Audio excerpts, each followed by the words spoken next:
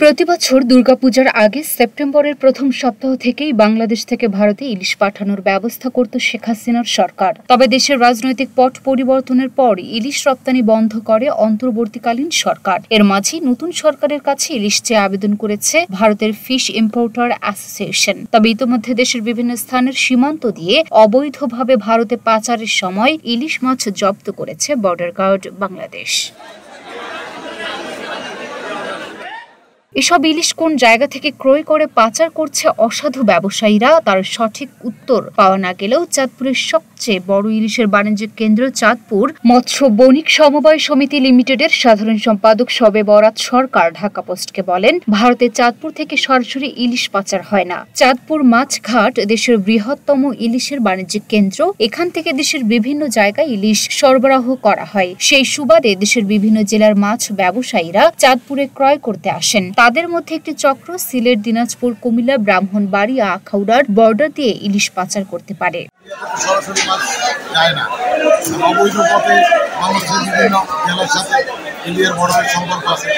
সেখান থেকে যদি যায় তাহলে আমাদের আমাদের এখান থেকে কেউ ইন্ডিয়ার কথা বললে মাছ কিনা, যেমন সিলেট দিয়ে যাইতে পারে, কুমিল্লা দিয়ে যাইতে পারে, ব্রাহ্মণবাড়িয়া দিয়ে যাইতে পারে, আখাউড়া দিয়ে যাইতে পারে, দিনাজপুর দিয়ে যাইতে পারে, যশোর দিয়ে যাইতে পারে, খুলনা দিয়ে যাইতে পারে। ওইভাবে যায় তারাই বলছে সেটা আসলে ট্যাকেল দেওয়ার মতো কিছু নাই। ভারত কিভাবে পাচার করতেছে না করতেছে এটা আমাদের জানা নেই। আমাদের চাঁদপুর থেকে মাছ যায় না, এটাই সত্য। ঠিক আছে, এমন যদি বাংলাদেশের অন্য প্রান্তের থেকে মাছ যায় এটা আমাদের ব্যাপার।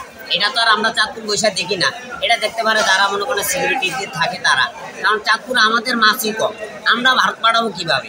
চাঁদপুর মাছ ঘাটে সরেজমিনে গিয়ে দেখা গেছে চাঁদপুরের এসব ইলিশ পদ্মা, মেঘনা এবং দক্ষিণাঞ্চলের ভোলা, বরিশাল, নোয়াখালী ও সন্দ্বীপ থেকে আসে। তবে এবারের চিত্র একেবারেই ভিন্ন।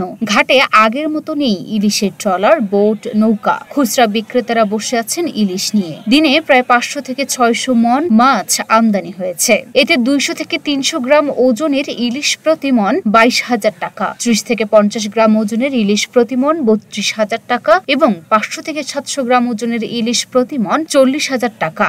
আমাদের দুর্যোগ আবহাওয়া না হওয়াতে বঙ্গোপসাগরে আমরা মাছ পাচ্ছি না এবং জেলেরা চাঁদপুর যেই পরিমাণ মাছ আসার কথা গেছে বারের তুলনায় এবার অনেক কম। আমরা আশা করি ভাদ্র মাসের আশ্বিন মাসের কয়েকদিন থাকতে মা মাছের অভিযান আসার আগে ওখানে আমাদের দুর্যোগ আবহাওয়া হয়েছে, সাগরে মাছ দেখা দিচ্ছে। আমাদের জেলেরা আশা করি চাঁদপুরে মাছ আসবে এবং আমাদের চাঁদপুরবাসী উপভোগ করবে। এবং চাঁদপুর থেকে আমাদের মাননীয় উপদেষ্টা যে ঘোষণা দিচ্ছে ভারতে কোনো মাছ দেওয়া যাবে না, সেই ঘোষণার চাঁদপুরে মনিটরিং চলছে। কোথায়ও চাঁদপুরের ব্যবসায়ীরা মাছ পাচার করতে পারবে না। মৌসুম চলতেছে কিন্তু মৌসুম হিসাবে কিন্তু মাছ ওরকম দাম কমতেছে, নাগালের ভিতরে আসতেছে না। নাগালের ভিতরে না আসার কারণে কাস্টমারের মাছ কম ধরতেছে। এমনকি চাঁদপুর ঘাটে ইলিশ খুব কম আসার কারণে মাছের দামটা একটু বেশি।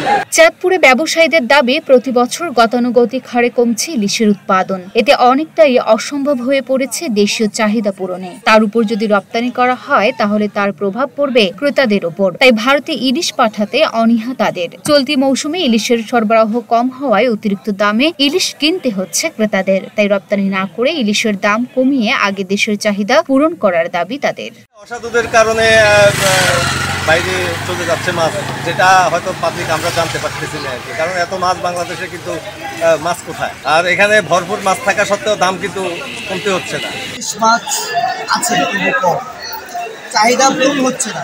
আমাদের যতটুকু ইলিশ প্রয়োজন ততটুকু ইলিশ আমরা পাচ্ছি, তার কারণে ইলিশ মাছের দামটা বেশি। পূর্বের তুলনায় ইলিশের পরিমাণ, ধরা পড়ার পরিমাণ কম ছিল, কিন্তু ইদানিং 2-1 দিন থেকে আবার ইলিশ ধরার পরিমাণ বাড়তেছে এবং ইলিশ আমাদের পদ্মা, মেঘনা নদীতে ইলিশ মাছ প্রবেশ করতে শুরু করেছে এবং এরা এই 2 দিন থেকে মোটামুটি ভালো ইলিশ পাচ্ছে।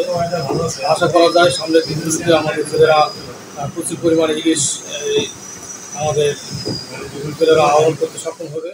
চাঁদপুর জেলা মৎস্য বিভাগ সূত্রে জানা গেছে, গত 2022-23 অর্থ বছরে জেলায় মাছের চাহিদা ছিল 68,466 টন। উৎপাদন হয়েছে 1,16,000 টন। একই অর্থ বছরে শুধু ইলিশ উৎপাদন হয়েছে 34,326 টন।